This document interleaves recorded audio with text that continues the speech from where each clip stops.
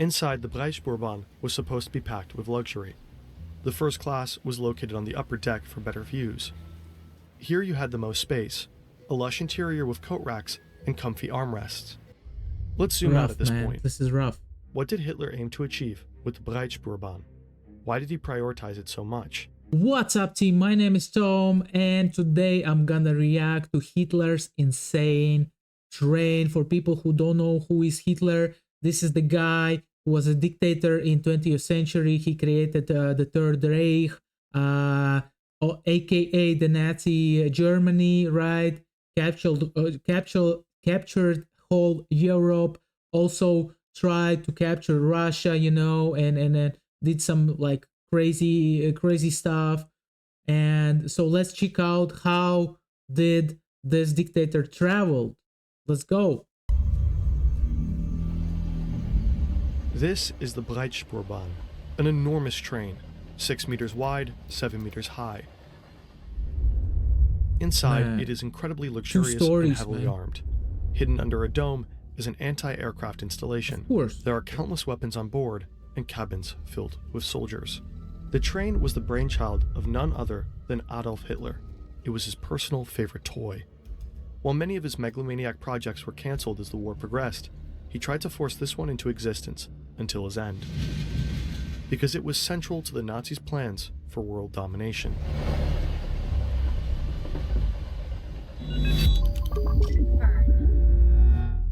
Hitler was well known for his insane infrastructure projects. The German stadium was to be built in Nuremberg alongside the Congress Hall and the Zeppelin Field, with space for 400,000 people. It would have been the largest arena in the world. It reminds me like Rome time hippodrome where the horses were like riding around, you know. In Hamburg would have dwarfed the Golden Gate Bridge. These and many other projects were scrapped when the Nazis started losing World War II, but the Breitspurbahn was different. It was considered one of Hitler's favorite projects. In 1941, it was given top priority. Hitler personally demanded that all forces necessary be deployed to realize it. Although steel was already extremely scarce at the time, his project was granted 84,000 tons. We actually found the original plans for Hitler's monster train. The German historian Anton Joachim Stahler collected from several archives and published them in this book. Wow, there literally was a book. Wow, this is interesting, man. So it means that it was really important for geared Hitler, towards you know? warfare. The Nazi leadership commissioned the same companies to develop the Breitspurbahn. Over 100 designs for locomotives and wagons were submitted. The distance between rails is called the track gauge. Even back then, the standard gauge of 1,435 millimeters was already widespread all over the world, with small deviations in some countries. Hitler originally wanted a 4-meter wide gauge for his train. Why? After a lot of back and forth, he was finally persuaded to settle for 3 meters. Why? The train itself was massive too, 6 meters wide and 7 meters tall. The length was up to 420 meters for the passenger trains and over a kilometer for freight traffic. A double-decker, as demanded by the Führer. Today's trains almost seem puny in comparison. Inside, the Breitspurbahn was supposed to be packed with luxury. The first class was located on the upper deck for better views. Here you had the most space, a lush interior with coat racks and comfy armrests. Directly below, usually on the lower deck, was the second class. Still spacious, the third class was a bit narrower. Additionally, there were countless communal areas. You could sip wine, smoke, and lounge on sofas in a bar. Similar setups, just without the bar, were found in a reading and socializing area. Man, this is a train of the dream, you know. Impressive. In the drafts, it was paneled with natural wood. Bro, just take a look of the high, roof, I don't know how it's called in English, you know, where the lamp is hanging from. Man, this is so bizarre. With gold and had chandeliers hanging from the ceiling. It was supposed to be the only single-decker car, with ceilings so high you wouldn't feel like you were on a train. Yeah. Besides this main hall, there were additional restaurants and breakfast rooms planned. Man, I think they should add like a panoramic window, you know? If they would add like not 2 windows, but big panoramic window, man, it would be just nice, man. The train was also to feature a cinema for almost 200 people. A smaller Are you kidding me, man? This is like stage should crazy. host Like lectures basically, this is like a ship, right? Like a cruise ship, but the train. and performances. The train was meant to travel far, so the plans included sleeping cars. In first class, after a spacious reception area, wealthy Nazis would find roomy sleeping compartments with sofas, armchairs, a vanity table, and a large window with an outside view. The first class rooms were also supposed to have their own toilet, sink, and shower. The smaller bedrooms in second class only had a sink.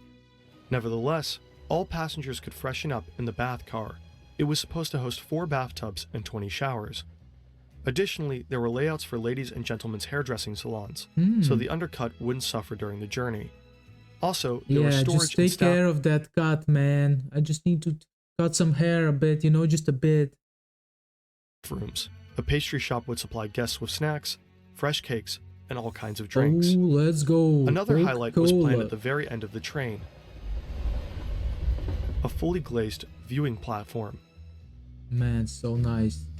While the planned first and second class carriages could only accommodate about 200 passengers, there were more than twice as many seats in third class. They could have easily fit Who's over traveling 500 third seats in class third soldiers? class, but with the Breitspurbahn, they wanted to ensure a comfortable journey for everyone. Well, not everyone. These are designs for the so-called Eastern worker carriages. There were no seats, only benches for 8 travelers per compartment. These work slaves were supposed to sit on the benches during the day and sleep on them at night. This provided space for a total of 480 work slaves. They did not have access to the rest of the train.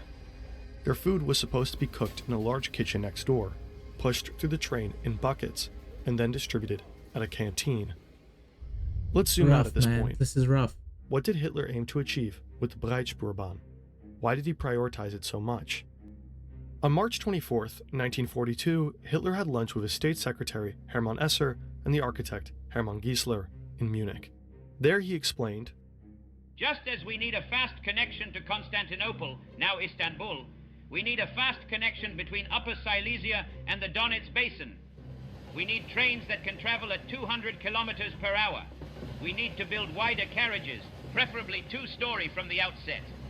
The upper floor in Well, particular this is must..." possible now, and nowadays it's even they are thinking, Elon Musk is thinking to build a train that like not a train, like a how to say, a small small thingy where people fit in, that travels through the tube, shoots out through Atlantic Ocean.